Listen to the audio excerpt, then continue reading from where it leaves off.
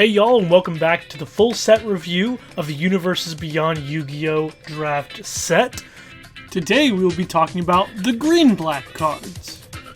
Now I'm going to go over the grading system and everything here in a sec, but if you already know all that stuff and don't need to hear it again, feel free to skip to the time code on screen. We're going to go over every card in the set one by one, and we're going to talk about the Yu-Gi-Oh! Cards that inspired each one of those, how we translated them into Magic the Gathering cards, and then we're going to discuss how good those cards are, and when should you pick them in a cube draft.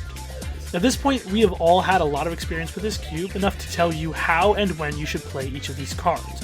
We're going to use a grading system that goes from A to F. This grading system is only meant to tell you how highly you should pick the cards while drafting. And the grades go as follows. A is a bomb that you should often first pick. It can either win the game on its own easily, or is a part of a powerful game plan that is worth getting into as fast as you can. B is a solid card that draws you into an archetype, or a deck type, or a card that can efficiently interact with your opponent. You should pick Bs very highly. Cs are the bread and butter of your deck. Once you have an idea of where you're going, finding the right C-level cards is an incredibly important part of creating a consistent deck that won't just lose to itself. Don't pick these cards super highly, but you do want to make sure you have the correct C-level cards for your deck. D, these are either cards that just don't perform as highly as you want them to, or cards that fit only in very specific deck types. Often these are kind of like C-level cards, but they only go into like one deck, or they're cards with just low overall impact. There is certainly a right time to pick these cards, but it isn't early and it isn't often. F is a grade that we only give to cards that you should pretty much never pick under any circumstances, and if we gave a card an F grade, it probably means we need to buff that card.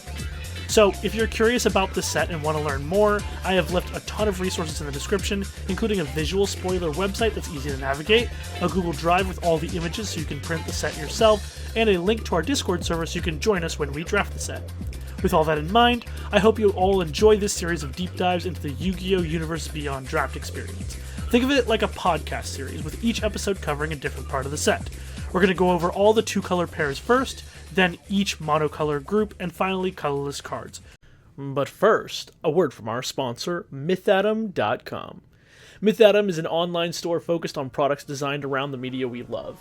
From game accessories to jewelry and more, MythAtom uses creativity and understanding to recreate many of the most iconic elements of our favorite nerdy stuff. They sent me some really cool items that you should be able to see on screen right now. I got a really cool MTG Commander deck box with this amazing stained glass look on the green deck box. It's got a nice case and pocket for your commander to show off as well. Yes, my commander's Mathis the Friend Seeker. No, I will not answer any questions about the deck. MythAtom sells other cool deck boxes too, and sleeves and binders and playmats and tokens, I mean, you name it. All your classic gaming items and accessories.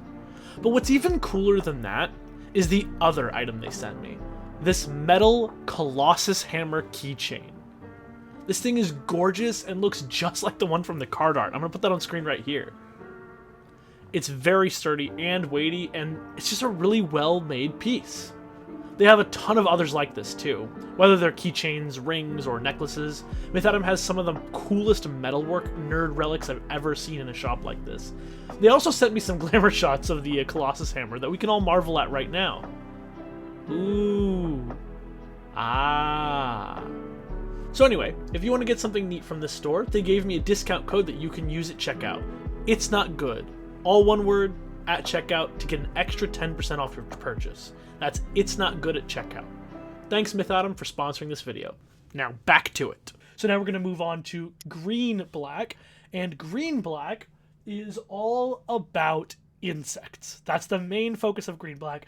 Obviously, like all the other color combinations, there are other decks that can use these colors in combination. You don't have to be an insect deck to be able to do this. In fact, there is a sort of tokeny sacrifice deck that can use these colors pretty well. But overall, this is the focus of these colors is going to be insects.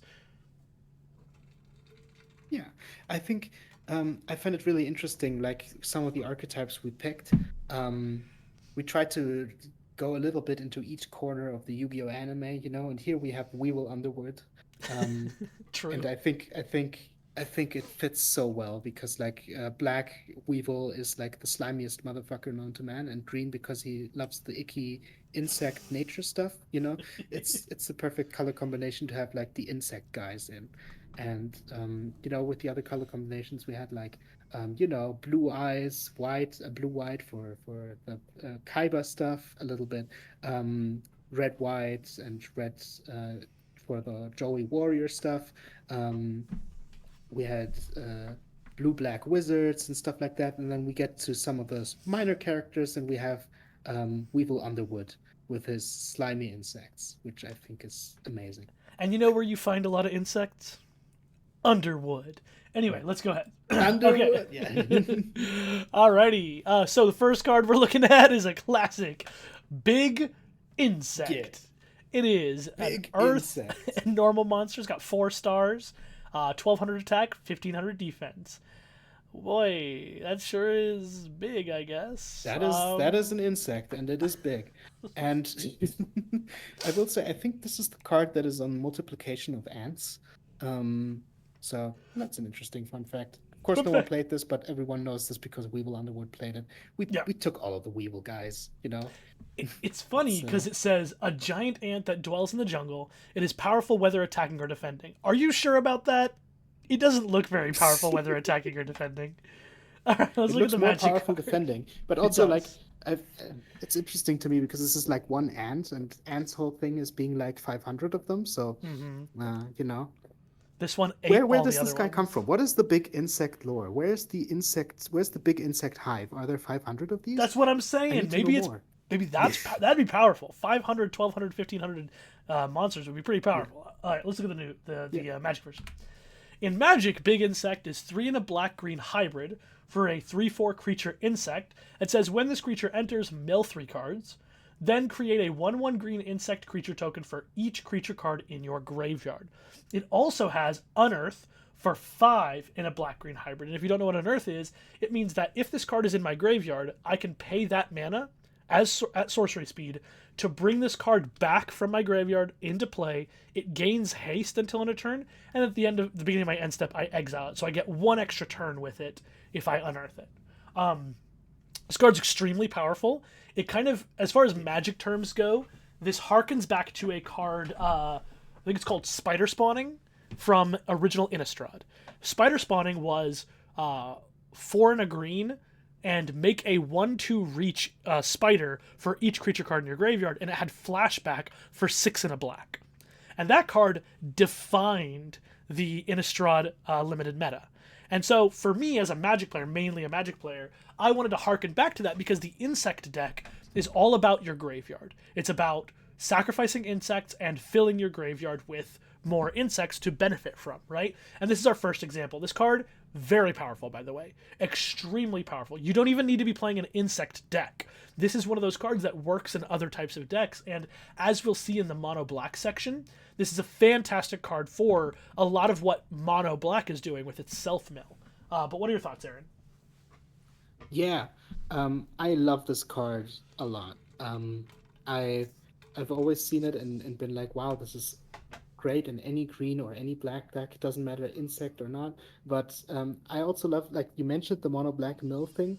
Um, that only became a thing later. We didn't have the mono black self mill theme for a little while, and then we later decided to make it a theme. And one of the reasons was this card. Yeah. Because you just have like these powerful mill tools, and you have this guy that you just want in your graveyard, and it's amazing in merge fodder because you play him, you sacrifice him, you get a bunch of tokens, you can unearth him later still. um, he's just he's a house. I feel like this is good in any deck that can play him. And yeah, I love this card. It inspired some of the rest of the set, and it's also just powerful in any deck that can, in any semi archetype that can make use of it. I'm honestly like, oh, this is a common. I'm honestly like C plus to B minus, honestly, territory. For I'm me. at B. I'm at straight up B. This card is so good. I pick it very highly, very flexible. Any black deck, any green deck can play it. Let me give you an example. You're playing red black dragon cheats, right? But a big part of dragon cheats is reanimation, reanimating from your graveyard. Now, this card is 4 mana, so it's not always going to be your enabler for putting the dragon into your graveyard. But what it is going to do is be a payoff at points of the game. For example, I'm playing this red-black dragons deck. I cheat my dragon into play. My opponent kills my dragon. So now I've got some stuff in my graveyard. I go, okay, turn 3, I tried to reanimate my dragon and they answered it. That's fine. Turn 4, I'll just play a big insect, and now I'll have this insect plus 3 or 4 1/1 tokens as well, which is crazy, like a huge swing. Now your opponent's like, shit, I already used my answer on the big dragon. Now I got to figure out how to answer this insect with all its tokens. This is not a card that is your game, your I'm going to win with this as often as I can game plan. But the thing is it's not even so bad as to say it's a plan B. It's more of a follow-up style card, where it's like, if you answer my plan A, I have this as plan B. If you don't answer my plan A, I play this as well, so that even if you try to draw into it later, or you take a couple hits from my plan A, but then we've got something else going on, this makes sure the game cannot be reopened. It is closed. This will do it. This card is also great when you don't draw your best things in your deck, right? I don't think this card is usually your best card, but I do think it's one of the most powerful things you're doing in your deck, right? And in fact, I think this. It can be your best plan if you're self-mill enough, right? It can, if you mill enough of your own deck in turns 1 through 3 before you play it. At that point, if it's making 10 tokens, right? I don't know, that's crazy, but like if it's making like 5 to 8 tokens or whatever, which is a lot, but if it is doing that, that also is a game plan. That's just like, can you answer this? Because I'm just gonna kill you. It is very powerful. One aspect that I really want to mention is this card just feels so good to play with. Like, you love, like, the thing I love about it is that you love discarding it because it can unearth itself. You love milling it. You love playing it. Every time it hits the field, it's just dopamine. This card is dopamine, and so just for that, I'm happy with it being in the B- category, I think. Yeah, absolutely. B minus, absolutely great place for this. I would pick it pretty highly because how flexible that hybrid mana is. But yeah, absolutely. Okay, next card. Insect Imitation. It's a spell card that says tribute 1 monster, special summon 1 insect type monster from your deck whose level is 1 higher than the tributed monsters. Tell me about it.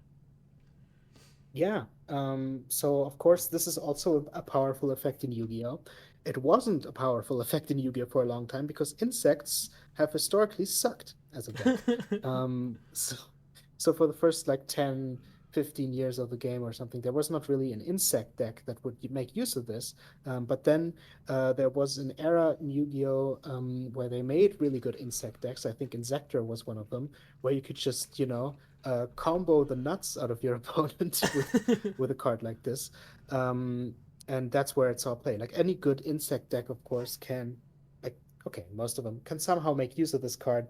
It became very good later. It wasn't good early, but not because the card wasn't good, but simply because no one played insects. Because as you can see, like the big insect, that was the kind of thing you were playing with. You didn't want to play 11-4. You didn't want to play a normal monster that did nothing and stuff. So this card became good when insects actually started being a deck. Very good. And in Magic, it is 2 green-black hybrids for a sorcery that says, as additional cost to cast the spell, sacrifice a creature. Then you search your library for a creature card with mana value equal to 1 plus the sacrifice creature's mana value. Put that card onto the battlefield, then shuffle. If you put an insect onto the battlefield this way, put 2 +1/+1 counters on it. So what this is kind of doing is very similar to a card called Neoform. Neoform is blue-green for sorcery that you sacrifice a creature and get one that costs 1 more, put a +1/+1 counter on it, right? It's kind of similar, but there's a couple of main differences. One is the colors here. This can be mono-green, this can be mono-black, or it could be green-black. That is very flexible. All hybrid cards really help flexibility in terms of when you pick them and when you can play them. And so this card is great for that. It's also nice because if you have cheated out something big, you can also change that big thing into something else that's big as well. To give you an example, there are some cards in the set that will put a creature into play, but that creature will go away at the end of turn, like, Big Insect. You unearth big Insect, it goes away at the end of turn. So since it's going to go away anyway, if you for some reason had this much mana, but you have a lot of mana, you could then Insect Imitation it and get a 5-drop. Also, there's a lot of other cards in the set that pay you off for sacrificing them. So this card is decent. It does do a lot of different things, but you have to remember it's -1. You're going down 1 card to do this. You have to have the Insect Imitation in your hand that you have to get rid of, and you're sacrificing a creature in play to get 1 creature from your deck. So really, you only play this when you kind of know exactly what creatures you're getting and when you're getting them. It is cool, it's fun to play with, but it's actually not the most powerful thing in the world. It's not crazy. The 2+1/+1 counters you get when you get an insect out of this is good. That is pretty sick, particularly if you get like flying insects or something more powerful. But I don't think this card is crazy. It just kind of fits slots in when you know what you're trying to get with it. And a lot of times the best things to get with this are not going to be insects. So I think that's one of the flaws in this card, is that if you're using this card to its fullest advantage, you're usually not getting insects with it. So I'm going to give this card a C-. No. I'm going to give this card a D. I'm going to give it a D because it's so specific where this card actually ends up being good. What are your thoughts, Aaron? Yeah, so I think the interesting thing here is you are right. It is not like there's also a deck building constraint with this, associated with this, because you need to play your mana values in accordance so that you can sacrifice something and get something from your deck that is exactly 1 mana value higher, which is not often easy to do. So that is something to consider. The other thing, though, and which I find interesting, is that unlike Yu-Gi-Oh insects, we have some floaters in here. We have the howling insect, we have the resonance insect, we have I don't know. Do you even have like giant rat? All the recruiters, all those guys that when they die in battle, you can get something from your deck. We have those here in the set too. The difference is they trigger off any death, not just battle, which is very interesting for a card like this, because this can be a sacrifice payoff specifically with those recruiters. You sacrifice this, you get a bigger guy, and then the recruiter actually gets something. You can't do that in Yu-Gi-Oh! Because the recruiters need to specifically die in combat, but you can do it here. So I thought that was worth mentioning. But yeah, it is specific, and if you can't really get that high synergy sacrifice value out of it, it's not really going to be the best thing in the world. So I'm leaning towards C- and also D, maybe. Yeah, I agree. And I just want to say you're 100% right, Aaron. That's a great place for this card. So if part of your game plan is those creatures who, when they die, they go get another creature from your library, this is a fantastic card for that. Particularly the 3 mana ones you were talking about. If you could get... if you could sacrifice your 3 mana insect to go get big insect, that means you put an extra creature in your graveyard, you get your big insect, it gets 2+1/+1 counters, you mill 3, you probably make 4 or 5 tokens. That's a really good scenario, but that's not going to happen all the time, and you have to build the deck to make it work. So yeah, D, C-ish area for this card. Okay, let's go on to the next card. Shadow Ghoul! Shadow Ghoul is a 5-star dark zombie effect monster with 1600 attack and 1300 defense that gets 100 attack for each monster in your graveyard. Tell me about it. Oh, I love this card. It's iconic. It was never played, but it was so like this was everyone had a copy of this. It looks so good. It looks so creepy and weird, and I love this guy. He also appears like in the anime a lot in different ways. Like the Paradox Brothers use the Wall Shadow card, which is basically Shadow Ghoul fused with a labyrinth. So you got that. This guy is just iconic for the thing that he is, even if he was never played well, because the effect is just very minuscule, and you are sacrificing like a creature for a 1700 guy, sometimes a 2000 guy. But I think it was a very good decision to get this guy into the set just because of how much people probably remember him and love him, including me. Yeah, absolutely. 100%. Awesome. Okay, let's look at the Magic card. In Magic, Shadow Ghoul is 1 and 2 green-black hybrids for a 2/2 creature zombie with trample. And it says whenever a card is put into your... whenever a creature card is put into your graveyard from anywhere, put a +1/+1 counter on target creature. So, this card has changed multiple times throughout the process of working on this set and playing with it and testing it and, revising it. There was a time when it triggered off of a creature dying.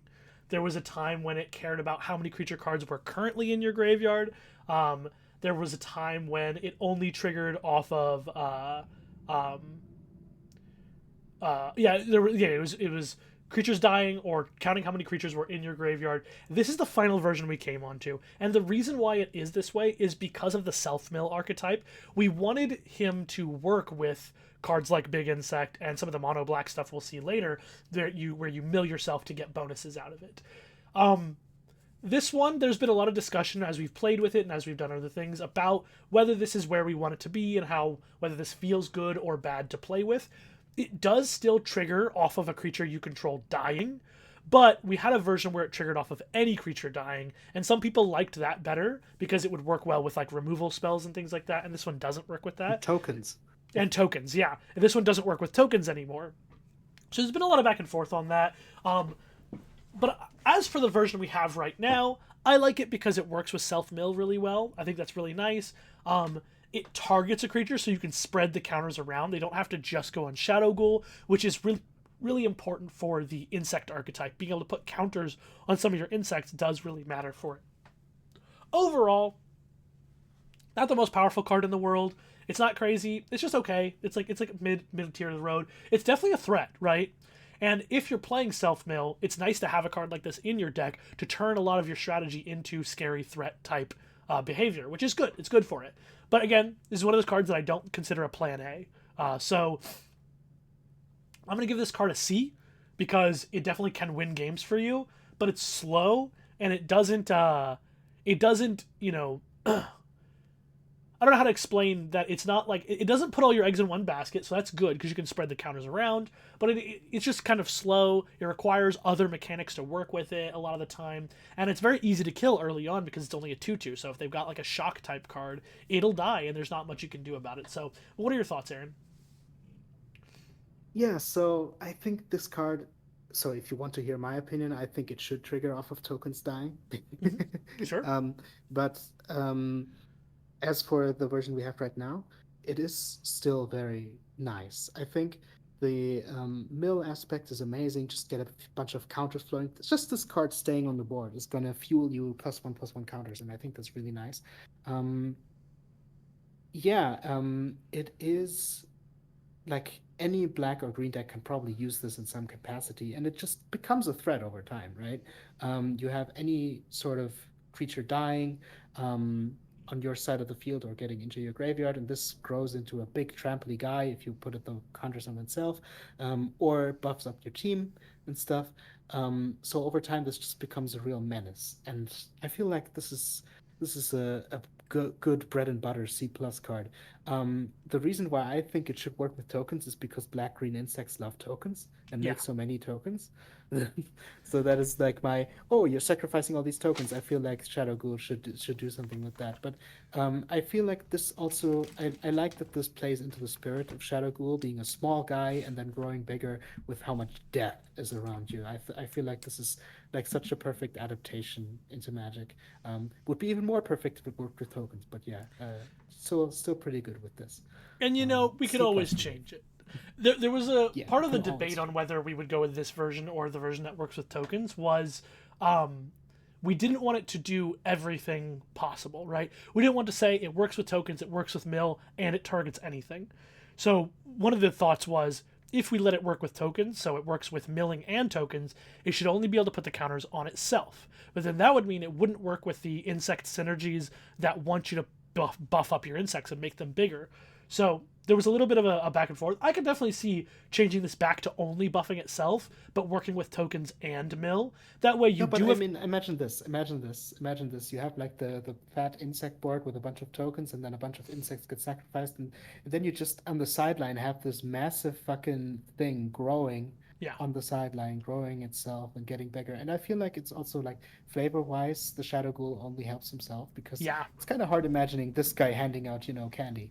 Oh, absolutely. And I think that was Yeah. that was one of the other options we had, and I definitely would be down to go back to that one where if your opponent has a removal spell for it, it's just dead. You don't get a bunch of value out of it.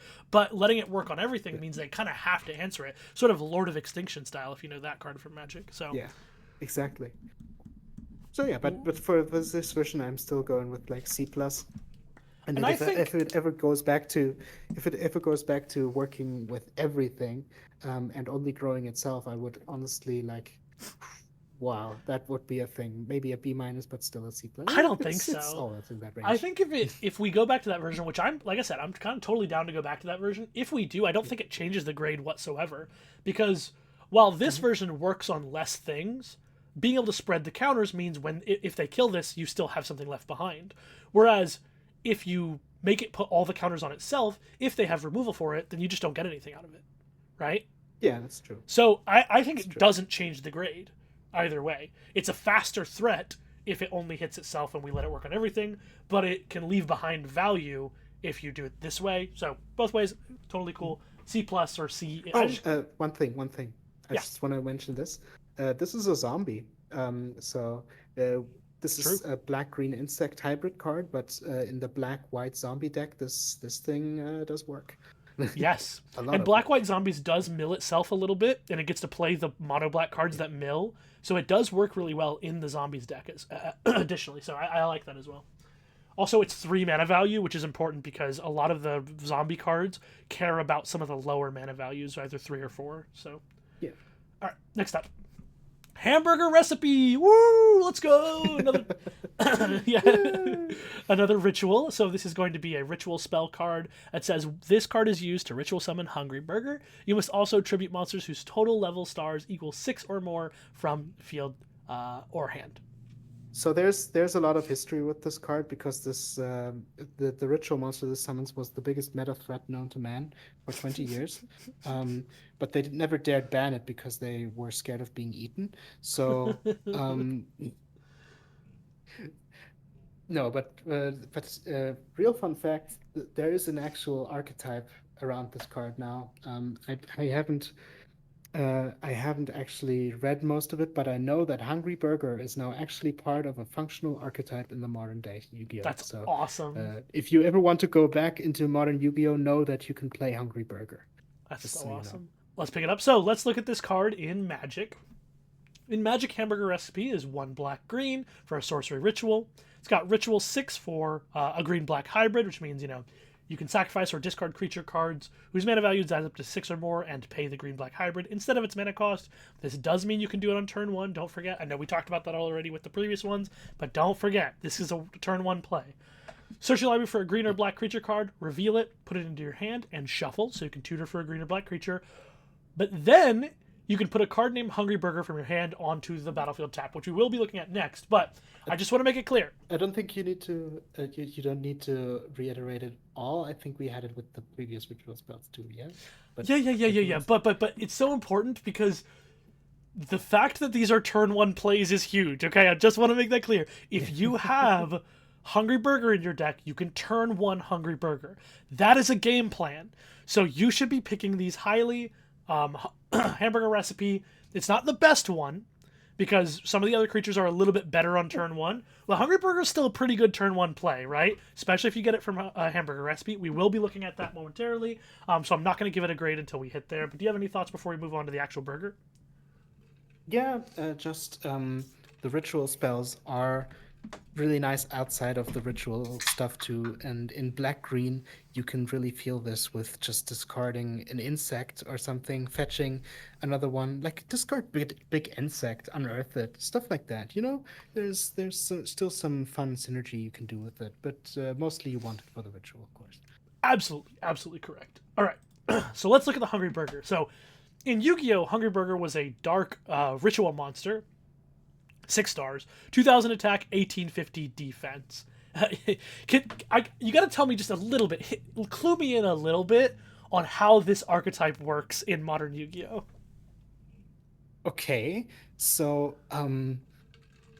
I think it's like the it's like a French cuisine inspired thing, where they have like a bunch of different rituals and they all have different levels. I think from one to whatever else, one to two to three, and it's like different courses, and you would like one of the rituals tributes itself and summons the next level from the deck, and then the next level. I'm not exactly sure how it works. I haven't Hmm, read all of these. It's really complicated, and my brain didn't want to comprehend it. But it's totally. basically like a giant compilation of French cuisine references, and one of them is Hungry Burger.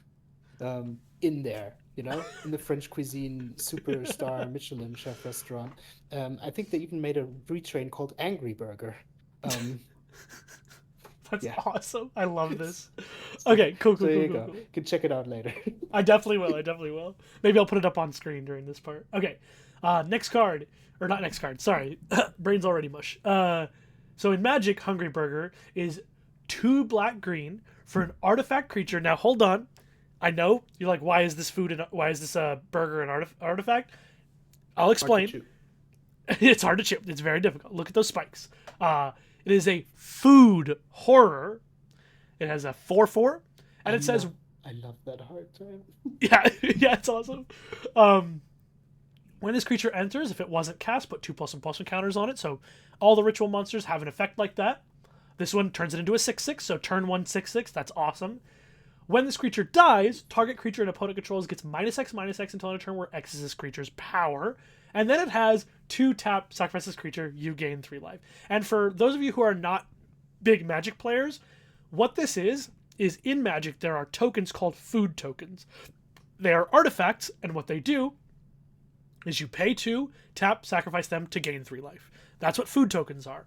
There are also cards that are not tokens that are also food. So because this is clearly a food, I decided to turn it into a food as well. So it's an artifact because foods are artifacts, has the food subtype, and it has the food ability on it. But then its main ability of when it dies, it kills something, plays into the fact that you sacrifice it for that food ability.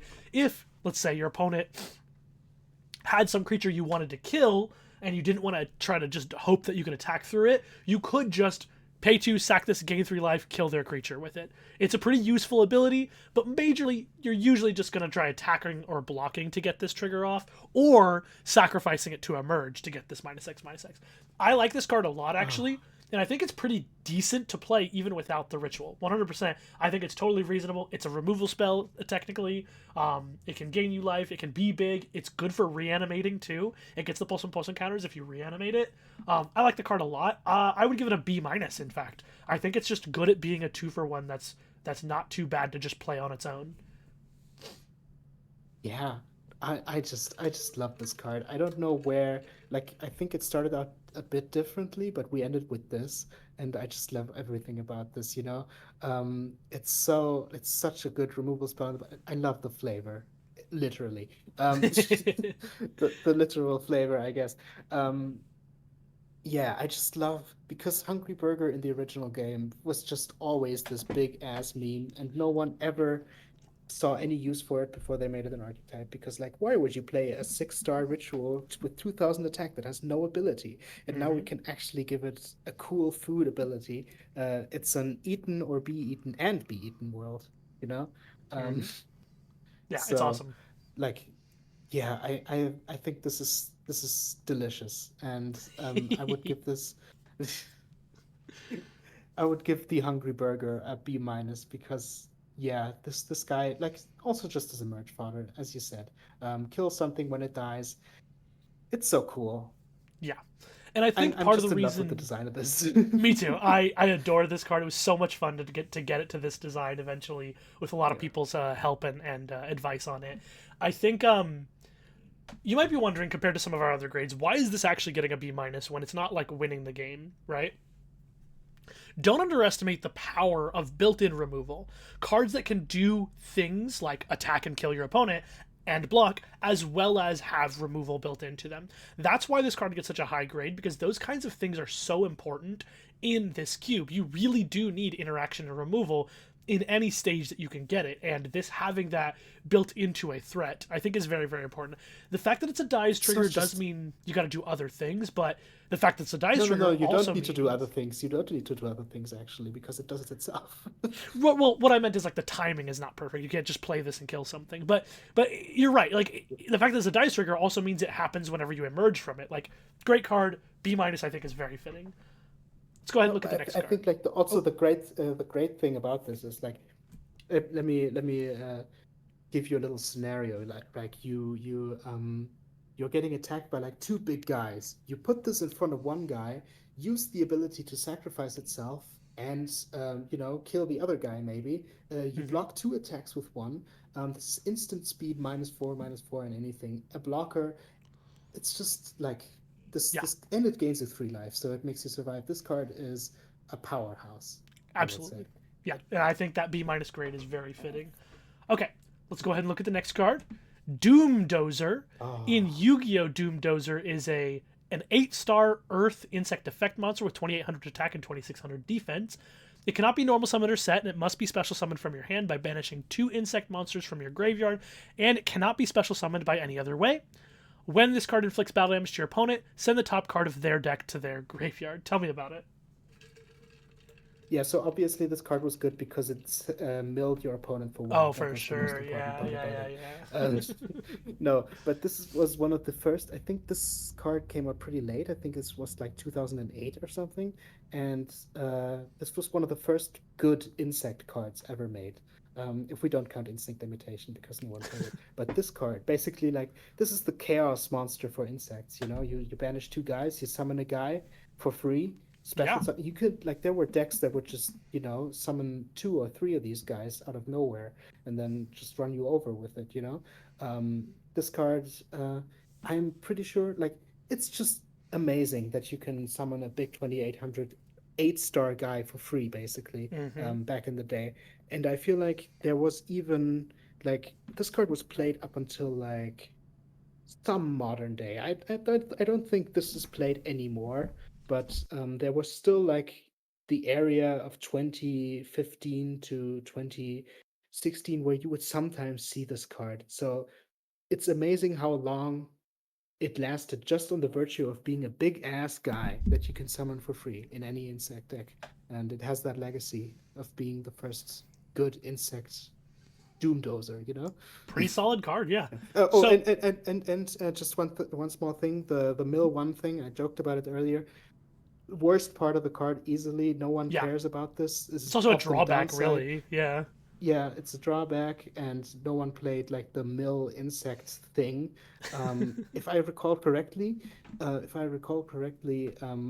magic version, I don't have it in my mind right now. You can probably show it in a minute. The magic version probably takes that mill downside and makes it a mill upside for Oh, ourselves, yeah. and I like that. So yeah. Yep. Absolutely. So, let's look at the magic version. Doom Dozer is 6 black green for a 7/7 creature insect. It says, as an additional cost to cast the spell, exile any number of insect cards from your graveyard. This spell costs 2 less to cast for each card exiled this way. This trample, and then it says whenever this creature deals combat damage to a player, target player mills that many cards. Then create a 1/1 green insect creature token for each creature card milled this way.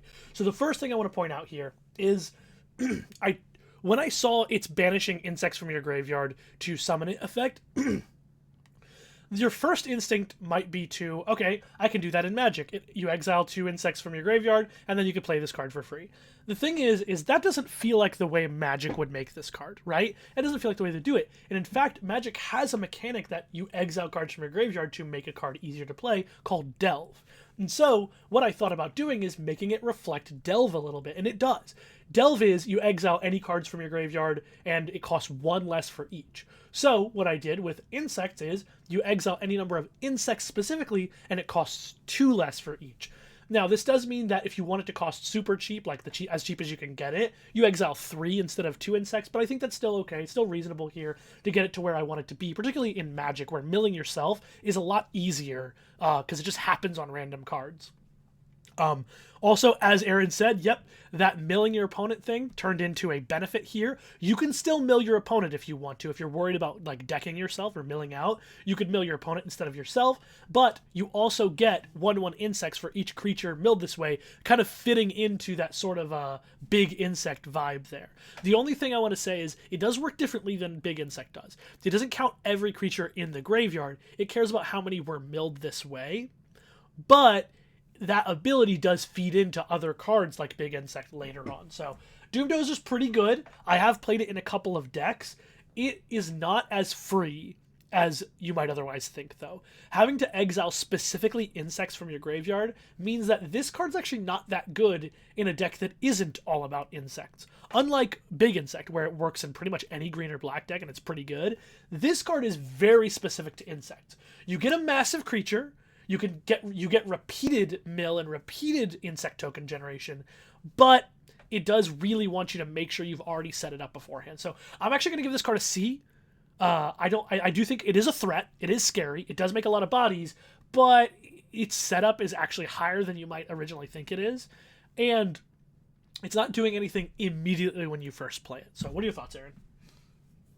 Yeah, I do want to point it out because you didn't explicitly say it, but for any Yu-Gi-Oh players, you can target yourself with that mill effect. Yes. So Yes.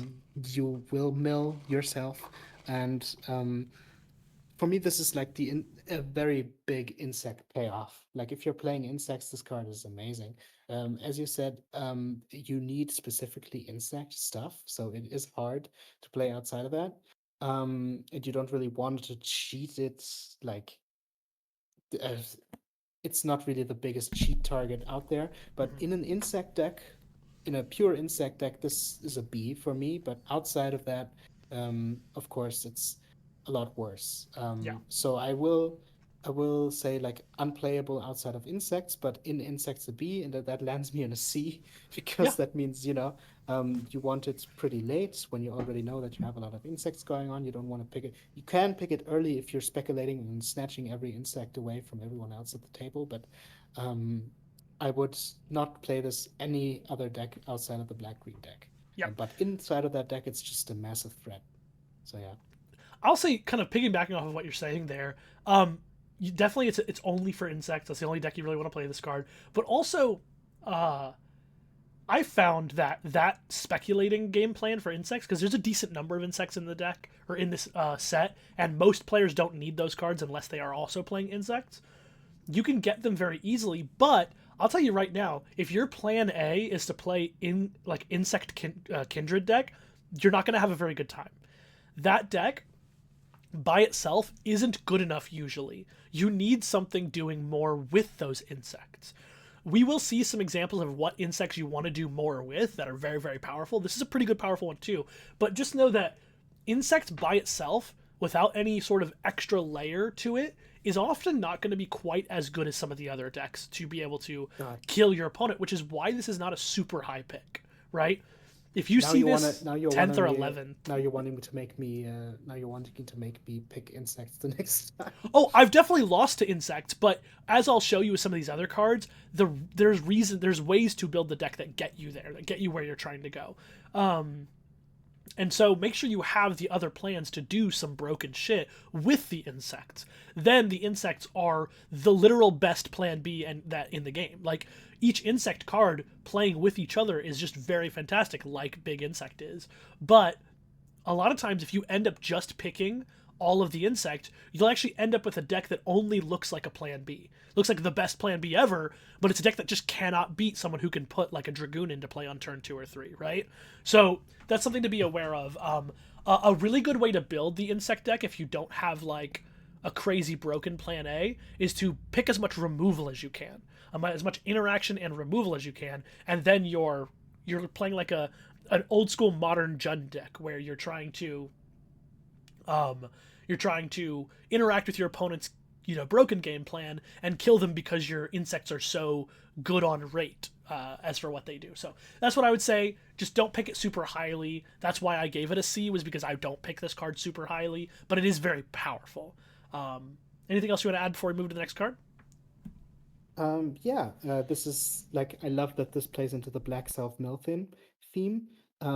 Some of those are not insects, so in that way, it does play into that. So you mix it with other stuff that likes to be milled, and if you find some way to play this sort of cheaply, maybe you just have one insect in there, or you have some way to reanimate this guy or something.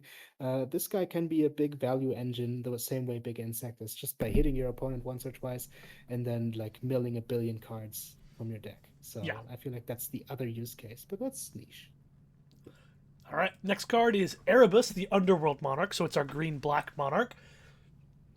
It is an 8-star Dark Zombie Effect monster with 2,800 Have attack fun. and 1,000 defense. So this one is not the same as the other monarchs. Got a little bit of different thing going on here, but the magic version, just so you know, heads up, is very similar to the other magic monarchs I've made. But This let's is go ahead what and we read its call a effect. super monarch. Yeah. You can tribute summon this card by tributing one tribute summon monster. So something that has enough stars that you did. Does this, quick question, does this check if you actually tribute summoned it? It has to have been tribute summoned, not special summoned. Yes. Okay. If this card is tribute summoned, you can send 2 monarch spell or trap cards with different names from your hand and or deck to the graveyard. Jesus Christ. And if you do, shuffle 1 card It's from your opponent's hand at random, graveyard, or their side of the field into the deck. What the hell? Once per turn during each yeah. player's main phase, if this card is in your graveyard, you can discard 1 monarch spell or trap card, then target 1 monster in your graveyard with 2,400 or more attack and 1,000 defense and add it to your hand. Hello? Welcome to Modern Monarchs. This is the cover. I think this was the face of the Monarch structure deck. Jesus. That basically in 2015, I think, basically made Monarchs into a meta deck, and you can see why, huh? Yeah. Um, yeah. Holy So moly. so like monarchs, of course, were a meta for a long time in old Yu-Gi-Oh, but that was because they were just, summon me, get one small advantage thing, and that was often very strong. Mm-hmm. This is the modern version where they tried to bring tribute summoning back because everything was special summoning, special summoning, special summoning, and so they said, well, what if we bring back monarchs by giving you a guy that can spin 2 cards when it gets into play, hand loop you sometimes. And at the same time send 2 monarch spell traps from your deck to the graveyard, which is, I just want to say, like, those things have graveyard effects. Those things have It's usually an fucking upside, insane yeah. graveyard effects. Yeah, so no, that's not just usually. In this deck specifically, this basically lets you draw like 3 cards just by this thing entering. Um, Jesus. so yeah, so there was one card that when you banish it from your graveyard, you choose 3 cards from your deck. Your opponent chooses one of them at random, and you add it into your hand. And they didn't have to be the same name, Mm. and they didn't have to be different names. I meant, so you could choose 3 of the same card, and you could draw 1 card guaranteed just by this Jesus. summoning. So this guy is the face of meta monarchs and has been for a long time. And I think modern monarch decks still play it, even though monarchs aren't that, you know, aren't the threat they were in 2015. But yeah, Hey, they won a tournament. welcome, Okay, welcome to look, they modern. recently, as in a couple months ago, they won one of the Genesis tournaments. So just saying, Oh yeah, yeah, I saw that on my that's feed right. and I was like, hey, maybe I should build that deck. I mean, I don't play Yeah. Yu-Gi-Oh, so but Oh, I you just would. I mean, you could, if you love monarchs, you could play them, but mhm. just be warned that they feel filthy. They feel fucking filthy to play. All right, let's look at the Magic version. All right, in Magic now, I use the templating I've been using for most of the monarchs, so it doesn't have the fancy new modern style. It is just doing some of the stuff that my other ones do. And it also, I will say before I even get into the text of it, it is probably the monarch that feels the least like its original version, but Not really. it's got some stuff. It's similar-ish. It does anyway. Let's go ahead and read it. It's 4 black green for a 5/4 emerge for legendary creature monarch. Sorry, warlock. Its emerge cost is 3 black green. It has death touch, and it says when Erebus enters, if you cast it, each opponent sacrifices a creature and discards a card. So what's happening there is it's kind of hearkening a little bit to the effect that he gives you, where he, makes them shuffle one of their cards from their hand or cards in play back in, but it's being a little bit more specific. It's kind of doing an and thing instead of giving it the random text here. So it can be a little bit, it's some similarities by getting cards from your opponent, but it doesn't let you grab cards from your deck and put them into your graveyard, and it doesn't have any effect from your graveyard itself. So it's one where it is the one that I feel like it mirrors its original version the least, but it still has some elements of it inspired by how we got to what it does here. But what are your thoughts, Aaron? No, I think it's a good thing it doesn't mirror its original because Yeah. I can already hear the collective sigh of relief from people who, we were talking, oh, look at Ryza, look at Thestalos, look at Zaborg, deal 3 damage to something, and then Erebus, the underworld monarch. You know, I'm glad we didn't give it its whole text. That's a good thing. in my opinion. This is also Mhm. not like a super monarch in the terms that in Yu-Gi-Oh it is. You know, in Mhm. Yu-Gi-Oh you have like the small monarchs with Ryza and stuff, and then you have the super monarchs, which are Erebus and all the higher tributes elemental monarchs. Mhm. Um, this guy we needed a monarch for every color pair, so it Yeah. made sense that we dipped into some of these, and we took Erebus and retained some of his original effect in that it can hand loop you for one, and it can make you sacrifice something. Mhm. Um, so it's just, it's a good guy. It's a good monarch. I feel like going +1 just by this entering is a very strong effect. Yeah. So I am very happy with this. I would say, like, as for a rating for strength, this lands on a C+, B- for me, Mhm. honestly, because, like, Jesus, like, of course they get to choose, the stuff, but still you take two cards away from them, and usually you don't mind sacrificing anything in black green. Mhm. So this thing just hurts. It hurts to play against, and in that spirit, it's very similar to the original because whenever anyone summoned Erebus, you could feel your soul leaving your body. Yeah. Um, It's so a I it's a feel great like that emerge part card, is nice. Yeah. and I like the thing about it though is it's a monarch where some opponents it's going to be really good, and this is kind of black green in general in this set. But black green is the best fair deck. It is extremely good at being quote unquote fair, right? It plays a lot of cards that make you go +1, a lot of cards that give you a decent number of effects that give you a lot of things that can be played well on their own without anything bad happening. And Erebus here really exemplifies that, right? You get your creature, you make them sacrifice something, and they discard a card. Good value, nice thing there. And one of the cool things about this is there are a couple of creatures with very good protection abilities: Blue Eyes Ultimate Dragon, Dragoon, things that are hard to kill, and sacrifice always can kill them if it's all they have in play. But as I said, in saying that, as if that's all they have in play, he's vulnerable to not having the impact he looks like he should have, right? If they have a bunch of Yeah. tokens, well, sacrificing a token doesn't hurt that bad. If they have extra cards in hand, or, God forbid, they have a dragon they'd like to discard to reanimate, that discard part actually might be an upside for them.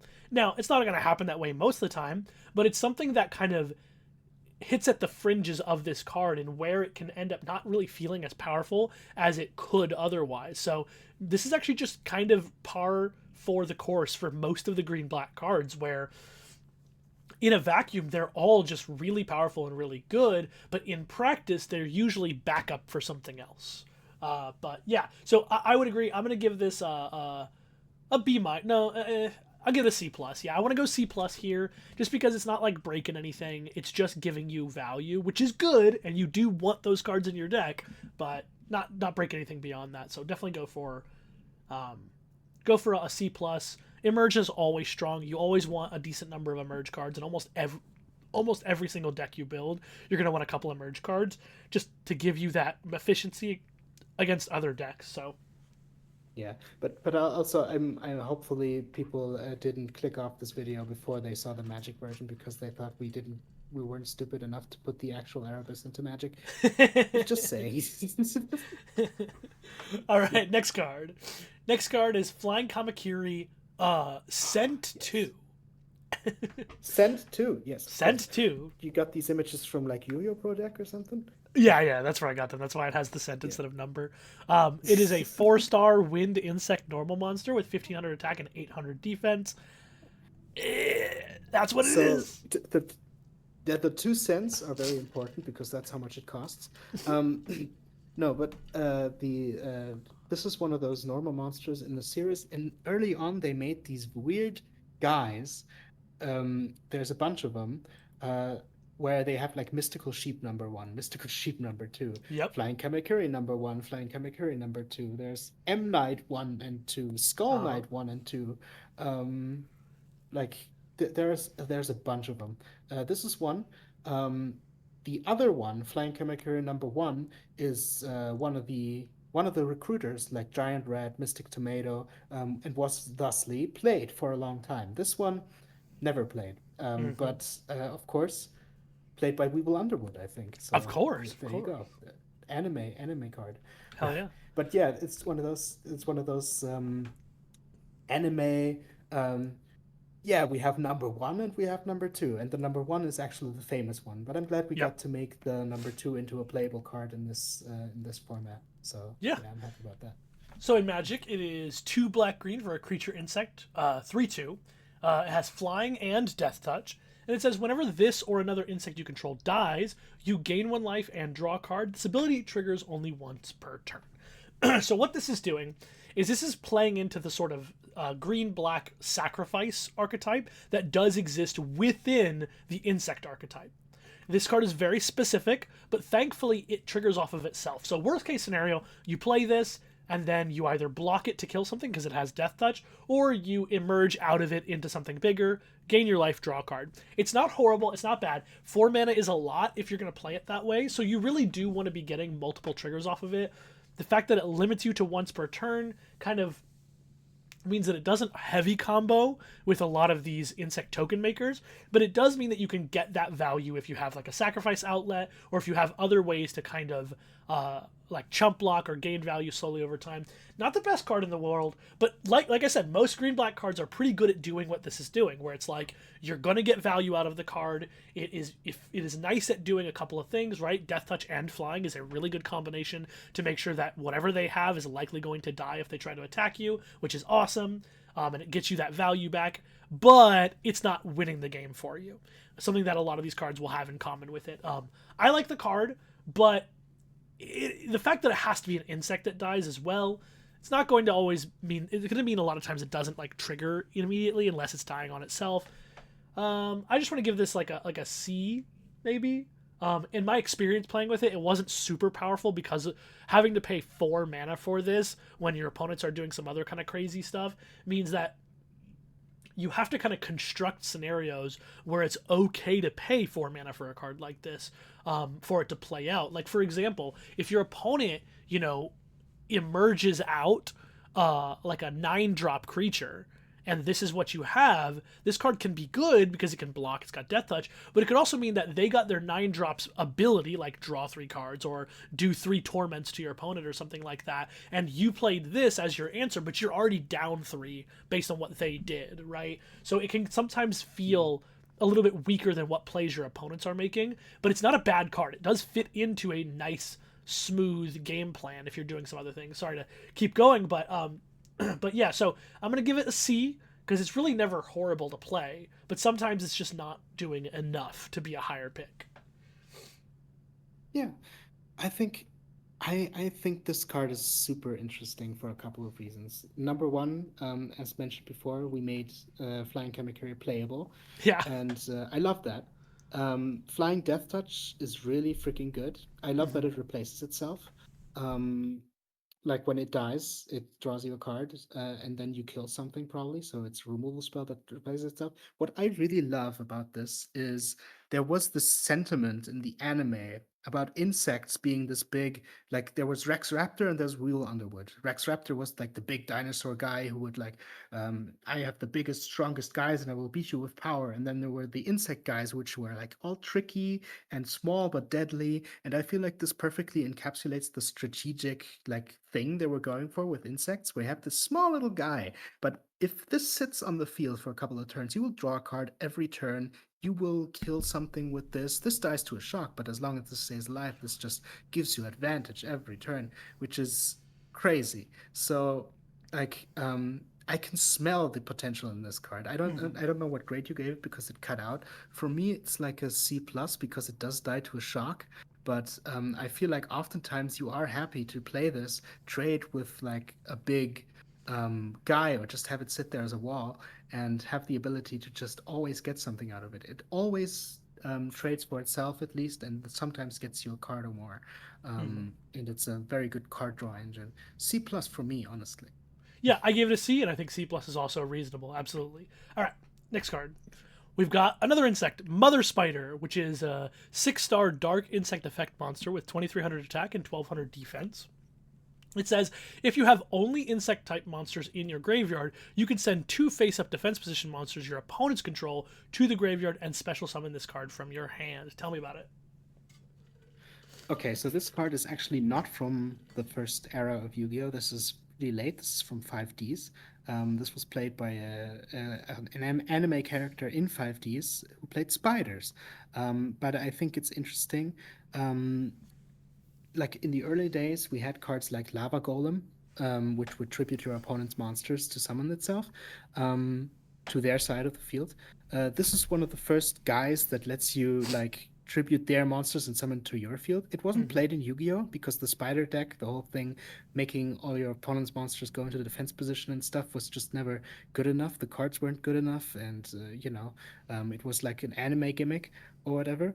But I think it's an appropriate place to use it in here because yeah, it's just a cool insect card that you can how did I say this? The insect thing in this set very much aligns with what Mother Spider is trying to do, sacrifice stuff, get value out of it. And I appreciate that just for making its cameo from a later anime series. Yeah. It was never played in the actual game. It was just an anime thing. Totally. In Magic, Mother Spider is 6 black green for a 6/4 creature insect spider. This spell costs 1 less to cast for each insect card in your graveyard. It has reach, and when this creature enters, each opponent sacrifices 2 creatures. So, the part of the original that says you have to have only insects in your graveyard, that's reflected in us making it cheaper based on the number of insects you have in your graveyard. And then, having it have to be defense position is kind of part of the issue with being able to even use the original version. So this version just keeps it simple. They just sack 2 creatures when you play it, and you have a 6/4 reach into play. Card is decent, but one of the issues I've found with this card is you have to be playing it in a very, very, very heavy insect deck, right? Doom Dozer gets a big discount for each insect you exile from your graveyard. This only gets a 1 discount for each one, but it doesn't make you exile them. So it has a little bit of a weird part where it's hard to get this cheap really, really fast. It's a great card. It's a very powerful effect to get a 6/4 and they sacrifice 2 creatures. The fact that they have to sacrifice 2 means you are much more likely also to get a good creature out of them rather than them just being able to sack their random 1/1 or 2/2. So it's very effective, but I think this is part of what I was trying to say earlier about insect. They really, really need to support each other. They are a lot of them are only good in the specific insect deck, and in that deck you also need to make sure you're supporting it with some other powerhouse cards. So it can be a little bit awkward to play this card sometimes. So I would say, I don't think this card is as good as Big Insect, and that sounds crazy because it's a rare and that one was a common, but I don't think this card has the same impact that card does on most games that you get to cast it. While this one is a very powerful effect that is very strong to be able to get out of a card, and this card can cost you 2 mana if you have 6 insects in your graveyard. Getting there is a lot harder, right? Big Insect, you just got to pay 4 mana. Yeah. This card, you got to do a lot to get it to where it becomes a powerful card, so that's my thoughts on it. Yeah. I would give this card like a C- on your pick rate, right? This isn't to say it isn't powerful, as we've mentioned in the past, but it does mean you're really not picking this very highly. I would pick this less highly than even Doom Dozer a lot of the time, but it's effect. The fact that it happens immediately though, and Doom Dozer doesn't. Like if your opponent has a removal spell, this is better against removal spells than Doom Dozer is. So I do like that about it, but I don't want to give it anything higher than a C. I would give it a C-, but I will mention that the reach is very important in this set. Reach is incredibly good in a set where there are so many fucking dragons, man. Yeah. That's a huge deal. This definitely can stall a game. This can stall a game. Like you play this, they sacrifice 2 creatures, and it can block their biggest flyer. If you can play this out, you could basically like survive a little bit longer. So that's what I like it for. And yeah. Maybe, and I'm not going to change my grade from a C, but I am thinking a little bit more. The decks that you would play Doom Dozer are extremely similar to the decks you would play Mother Spider. These are two very similar decks. Yeah. But Mother Spider allows you to play into the more interactive insect deck, the one that doesn't play something broken, but instead plays removal and like discard spells, stuff like that. This card plays really well into that deck if you have enough insects. This is a great card to be like, I spent the first couple turns milling myself, playing some insects, and killing your creatures and disrupting you. Now I play this at the top end. It blocks your flyers and also kills two of your creatures. That's going to feel like it's closing the door on your opponent's options, particularly because the way that deck is typically built is with a lot of value, with a lot of cards like Flying Kamakiri and other things that are very high value, even if they're not the craziest power level or threat level, right? And so if you get all these value things, your opponent's not going to be able to keep up with the amount of cards and value you're getting. So as long as you have the cards that answer whatever their scary broken threat is, a card like this really will close the door on them. So I'm not changing my grade from a C, but I'm more positive on how this card impacts your deck, if that makes sense. Sure. All right. One last thing. Yeah. Can you look at the artwork and tell me what's going on here? I see the front spike pincer thingies are like jamming downward. And I don't know at all. The legs are attached to underneath where the head is, kind of. So if you want to know, the spiders that Roman, the guy from the 5Ds anime, plays, they are all like in this weird like Aztec Nazca lines aesthetic, and they have a lot of weird proportions and stuff like that because like the guy that Roman like actually plays is like an ancient immortal deity, so Sick. that's why the spiders look so weird. It's So a weird looking card, yeah.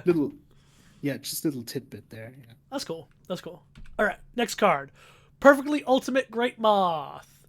So I'm gonna pause for a second. You might be wondering, why do we not see all the other stages of this card yet?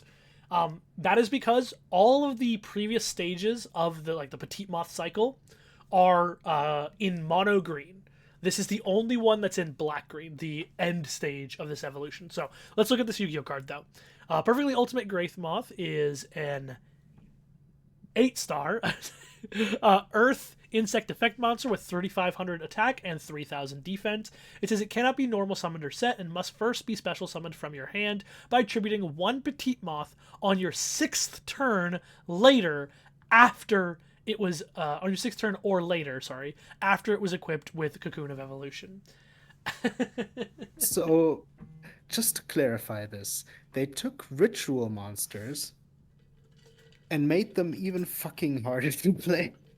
This thing, no, this is like the culmination of everything in early Yu-Gi-Oh that like this is neither a fusion or a ritual monster, but this is like the combination of both. Historically, one of the worst cards ever made, because what you need is one normal monster, then you need a specific effect monster in your hand, mind you, not on your field, because that one can only equip itself from the hand. Then you need to use that effect to equip it from the hand. Have that thing survive for 6 turns, not die, not have anything happen to it, right? Your opponent can see this coming for 6 turns, and it doesn't even win you the game. You need to have this thing in your hand. Like, you can't have it in your deck or anything. You need to have this in your hand, where it sits for 6 turns. And then you can play. And what do you get for this? Big beater. Not even 500 more attack points. 500 more attack points than Blue Eyes White Dragon. Congratulations. Woo! We did it. Let's go. Yeah. Oh, it gets you don't crazy. even get like, yeah. This is the kind of levels of support insects got back in the day. Okay, this is what we were eating. Of course. This got like 1 million retrains. Any anime support for We Will Underworld made a better version of this. There's no fusion monster that's like a better version of this. No one ever played this one. We can cheat it out now. There's like a card that just skips all the turns and cheats this out instantly. But yeah, this was for the longest time notoriously one of the worst cards ever made, because the summoning condition is like probably the longest thing you will ever see on a Yu-Gi-Oh card, right? Oh yeah, No, there's one more actually. There's one that has a longer summoning condition, but that's not from this series. it's crazy. Yeah. Let's look at the Magic version. In Magic, it's 6 black green for a 9/9 legendary creature insect. Pause.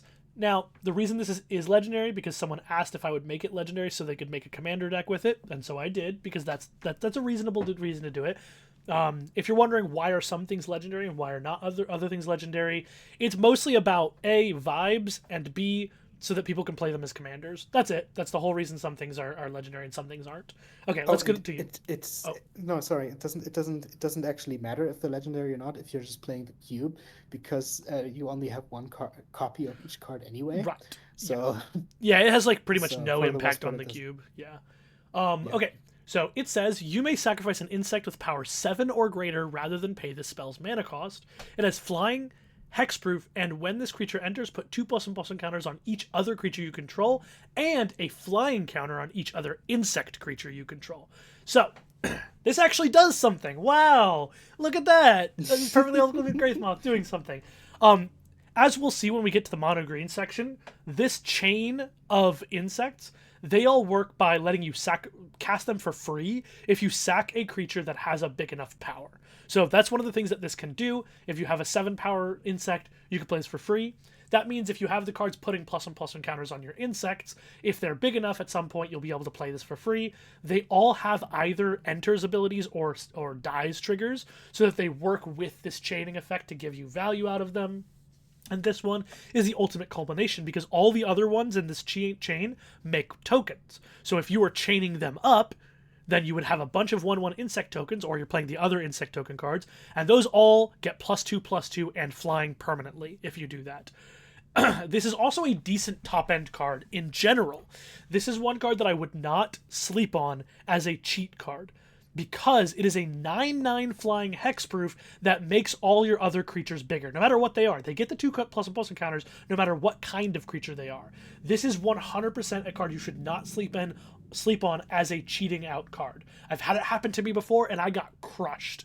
I got absolutely crushed by this card. In fact, one of the things you can do with this card is if you have Insect Imitation, you can emerge out a 7 cost creature, and 7 cost creatures that you emerge out, you're usually only paying like 3 mana for, right? Because their main cost is 7, their emerge cost is 6, you sacrifice a 3-drop, play it for 3, and then Insect Imitation into Perfectly Ultimate Greatmoth. It's crazy. That is a good play pattern, and this is what happened to me like 2 games in a row against someone who had the best looking insect deck I ever saw. The best looking insect deck I ever saw had a partially cheats game plan going on around a creature, perfectly ultimate great moth, and one of its fusion creatures was how they were building it. It just annihilated me. It was so strong. I think it was actually Bucharest who was playing that deck. It was awesome. And so that taught me not to sleep on this card because of how much there is. A 9/9 flying hexproof on its own is an extremely powerful threat that's really hard to get rid of. So I'm going to give this card actually a B because I do think you pick this a little bit highly because if you're playing insects, of course, that could be the route you go to cheat this out. But you could play a lot of other ways to cheat this out that are worth it. So I give this card a B. It is a very good card. Okay, so for me, yeah, I really appreciate that this has, some of the things that this thing did in the anime, because in the anime, this thing had some very strong abilities, but of course, it didn't get those in the Yu-Gi-Oh game. So I'm glad we got some of those here. Nice. For example, like the hexproof thing was always a bit implied, oh my God, this is so hard to kill. What it did in the anime was like it had poisonous scales, so it would weaken enemy monsters, Oh, that's cool. which it doesn't do here, but I still think it's cool that it empowers your other insects instead. I think that's a cool trade-off. Just having this legendary creature that does something, that's so luxurious for old Yu-Gi-Oh! I can't tell you. Um, um, and as for the grade, um, I do think it's kind of like in my estimation, it's kind of hard to get an insect with power 7 or greater and then True. be willing to sacrifice it. So there are some ways, of course, like for all of black decks, there are ways to cheat this out. So I would always look for those. Sometimes you just ramp into this and you're fine too. Um, Of course, you have like some of the options with the insect imitation, as you said. I think all of those things are pretty cool. I still think this thing is pretty hard to get out. Once you get it out, it is a crazy thing. If you have any sort of insect lying around, and just as a flying hexproof guy, it also does a lot of work. I would say though, it is hard enough to bring out that I would say it's a C plus for me. Okay. Yeah. Like it is a bomb, but it's so hard to get out. Like you need to do insect stuff It is harder than or some other to get it cards, out. yeah. Yeah. It's like its built-in way to cheat it out is probably one of the hardest built-in cheats in the game. It's not Yeah, even but cheating all that that's much. good. But that's good because it reflects that the original was fucking impossible to summon. Exactly. So That was the there you go. idea. This is but the Yeah. reason why I gave it a higher grade, though I do think your grade is very reasonable and fair. The reason I did give it a higher grade is because I think it fits in with cards like Blue Eyes Ultimate, where you can pick this and go, I'm gonna find a way to cheat this out. The difference obviously is Yeah. Blue Eyes Ultimate, its main like fusion condition is actually just reasonable. You can make that happen. Whereas this main cheat condition is really difficult to make happen, and you're usually going to want to find a different way to cheat this out. So I think that's completely reasonable. Maybe I give it a B minus instead. So C plus B minus for Perfectly Ultimate Great Moth, and let's go ahead and head to the next card. Next card is Resonance Insect. It is a 4-star Earth Insect Effect monster with 1,000 attack and 700 defense. And it says if this card is sent from the field to the graveyard, you can add one level 5 or higher insect type monster from your deck to your hand. If this card is banished, you can send one insect type card from your deck to the graveyard, except Resonance Insect. Tell me about it. All right. So, I am really happy that we included this card in the cube because this is like one of the first good insects. Like this is one of the good floating insect support cards. This was pretty late. It was not like really early, but it like I think 2013, 14, something like that. Um, this card just it's so nice that it triggers off anything, sending it to the graveyard. You can use it for like link plays, synchro plays, whatever else. It doesn't miss timing or anything, and you can search a big insect. This card was made to search Doomdozer, by the way. You send this to the graveyard, you fetch Doomdozer, you banish it, and then it sends another insect from your deck to the graveyard. I think this card is still played to this day, honestly, because like this card has so much value in one. And notably, doesn't have a once per turn on it. So you can just do like you can send this to the graveyard over and over, search a million things, or banish it a million times and mill it a million different things. Like this card is a fucking house in modern insect decks, and one of the best modern insect generic support cards. And I'm really happy we went it in here because it just feels like dopamine to play with it. Yeah. You know. So, there you Yeah, go. it's awesome. Let's look at the Magic version. In Magic, Resonance Insect is 1 black-green for a 3/2 creature insect that says when this creature enters or dies, search your library for an insect card and put it into your graveyard, then shuffle. And it has black-green, exile this card from your graveyard, return another insect card from your graveyard to your hand. So what's happening here is you play the creature, you go get whatever insect you would like to have, like whether you want it in your hand or you just want it in your graveyard for like Doom Dozer or a Mother Spider. You just go get it, slap it into your graveyard. Maybe you go grab your big insect, right? Put it in your graveyard so you can unearth it. All these things, great things to do with Resonance Insect. Then what you can do with Resonance Insect is sacrifice it to emerge, right? You can emerge out of it, go get another insect, put it into your graveyard. Now this one's in your graveyard. Now you have 3 insects in your graveyard, and if you don't have other things to do that care about having those 3 insects in your graveyard, you can always just pay 2 mana to get rid of this and put one of the other insects back into your hand. This card is a linchpin of making the stronger, more powerful plays in insect decks tick. You're gonna need this card. I pick this card extremely highly in my when I think I'm gonna be an insect. I will say it is a card that it actually doesn't have a lot of play outside of the insect deck because everything it's doing is so insect oriented. It doesn't mean that you have to have a lot of insects. One of the cool things about the way this card works is if you have a specific insect that is a part of a different game plan, for example, Big Insect is just a great card, doesn't need you to be playing insects to be good. You could play this plus Big Insect in a deck that's not doing other insect things, and it'd be worth it a lot of the time. But overall, I still think it's mostly just for insects. However, unlike some of the other like kill cards or big scary monsters we've been seeing, I really think that this is an extremely high pick insect that you would get to make you go, okay, now I might be leaning more towards the insect deck. So I put this at a B pick rate. I think it's a very high pick rate just because it kind of smooths a lot of the edges of the insect deck and some of the black mill strategies as well that play into this sort of effect. So I like it quite a lot. B for me on this one. Oh yeah, I think this is like a bread and butter insect card. I would go B minus, honestly, for me, because it's like, it's so specifically insects, but any insect deck just feels so good about this. You can entomb twice. Just Yeah. just imagine that. You summon this, you mill something specific, and then you do it again later. And you can get something back once this is in the graveyard. I feel like this captures the spirit of the original Resonance Insect, where it just does your taxes, Yeah, it exactly. just it just does everything for you, and I love that. It feels like dopamine. Yeah. I've said that a bunch of times now, but a lot of these cards really feel like you play them and you feel like king of the world. I Yeah. love those kinds of cards. So for me, it's like um, if you're a heavy insect deck, you can if you want to go for insects, take this early, so you Mhm. can just do all kinds of shenanigans with this, and this by itself sets up Doomdozer, which is amazing. Yeah, So exactly. yeah, Big fan, really love happy this with it. card. Uh, and I think it's part of what's so fun about this set is all these cards that feel so good to play.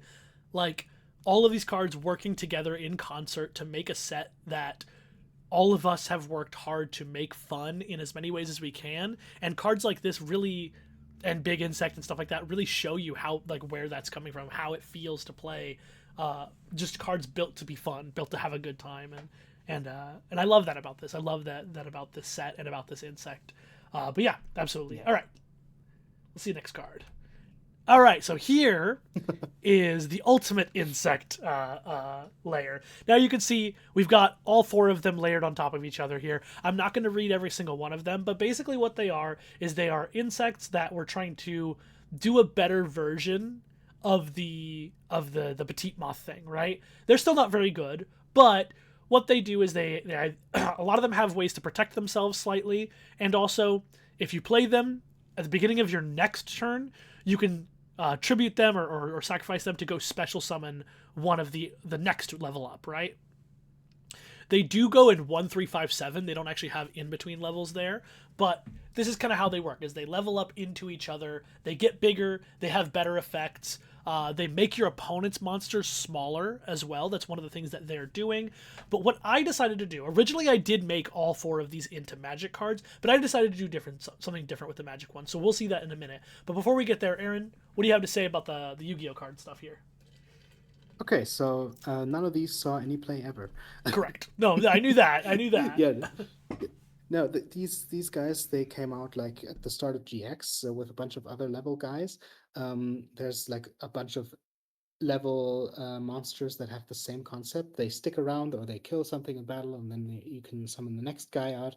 Um, these ones are a bit special because there is so many of them. Normally, there's only like three. Uh, some had like four. This is one of the ones that had four. No one played level one. If you were playing Ultimate Insect, which you normally weren't doing, you would play level 3 first, level 5, and then level 7. Um, I do think like I think this is one of the best parts about what we did with this set is this one monster card. Make it one monster. I think was oh shit, I spoiled it. You can cut that out. No, you're fine. Yeah, Yeah. let's look at the. Oh, go ahead. Yeah, no, I think this is one of the best things you could do with it. The only thing I'm sad about is that we couldn't make it a transform card because it would have been so cool to have like the level 3 guy for the front side, and then when it's leveled up enough, it transforms into level 7. I feel like that would have been the best, but that was just a logistical thing. Yeah. But yeah, uh, besides that, I'm just really happy that we get to see these cards that are iconic but never played, and just, you know, everyone knows them from their binder from 2005 or something, and now they're like in Magic, which is awesome. Absolutely. And the magic version is just called Ultimate Insect. It's all of them combined. It is black green for a 3/3 creature insect that says level up, sacrifice an insect. So The level up mechanic of Magic, it was a perfect slam dunk to add onto this card because these were levels, is what they were originally. And this is a mechanic from the original Zendikar block that you paid a cost to put level counters on the card. And as you can see, lower on the card, the more levels you have, the better the creature becomes. So with this one, starts at level 0, and if I sacrifice an insect, it becomes level 1, which turns it into a 4/4 with flying and ward 1.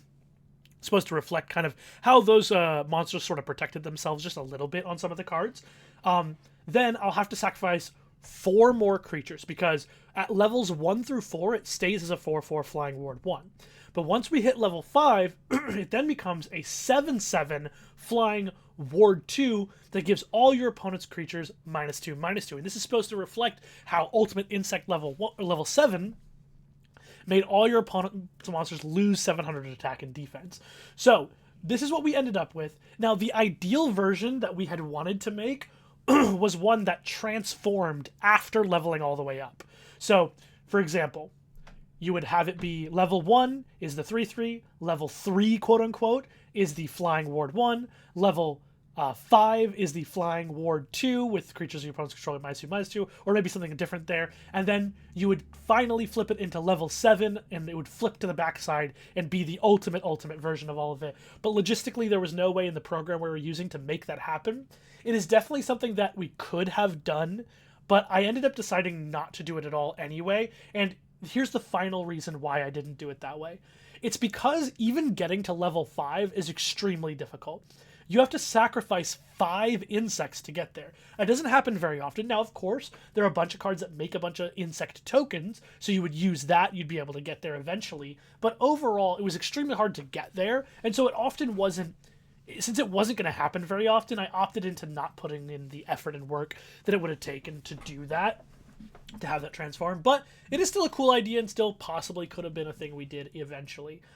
As for the card and how good it is, I think mostly how this card plays is it's a 2-mana 3/3, which is not terrible, but it's not like the most important and best stat line in any set, really. But starts as a 2-mana 3/3, and usually you'll sacrifice at least 1 insect so that you get your 4/4 flying ward 1 that only costs you 2 mana, right? Super good play. That is where this card's bread and butter is, and typically this is supporting other things you're doing. The best deck I've ever played this card in was actually one that was doing the whole disruptive thing. Rather than playing into the big, like, perfectly ultimate Great Moth type stuff, this played into more of the, I got to play Thoughtseize, I got to play good removal, and then I got to play an extremely cheap and efficient threat that I play really early that starts putting pressure on right out the gate. You only need to sacrifice 1 insect to make it into a real scary threat as a 4/4 flag ward 1 for how little mana you put into it. So I think this is a card you can pick decently high just because it's cheap and efficient for what you get out of the mana, but it's not going to be, winning a whole lot of games on by itself unless you can sacrifice a lot of insects. So I'm going to give this card a B- for its efficiency and flexibility. What are your thoughts, Aaron? Yeah, this is the bread and butter sacrifice engine. You need a sacrifice outlet for sacrifice things, and this is one of them. This can just, you don't need to stop at 5. If you want to sacrifice more things, you can. You often don't want to, but this is like a very clever way to get like a thing that lets you just kill your own creatures, which is very valuable. And yeah, just sacrificing one guy, having a 2-mana 4/4 flying ward 1 is already pretty damn nasty. So yeah, this is a nice card. What I was referring to earlier with the transformation, I wasn't even thinking about having it have more levels or whatever, or needing more sacrifices. It was just like the art thing, You start like Yeah, with the art of level 3, and then when it gets to like level 5 plus, it just says transform this, and then the backside is level 7. That yeah. was the only like big consideration. But that the logistically was also just, you have a cube, and if you want to order these cards from somewhere, then you need to like hassle with double-sided cards and stuff, and that wasn't worth it. It was not worth Which it, yeah. en- ended up with this version, but just still cool, I think. Still pretty cool. As for how good it is, I would also say like um because it specifically requires you to sacrifice insects and can't sacrifice other things, I would say B minus C plus, honestly. B minus, Mm, yeah, B minus, because you need to play insects. You can't yeah. play this outside. So yeah, and you're not splashing for it. Yeah, exactly. Yeah, absolutely. Alrighty.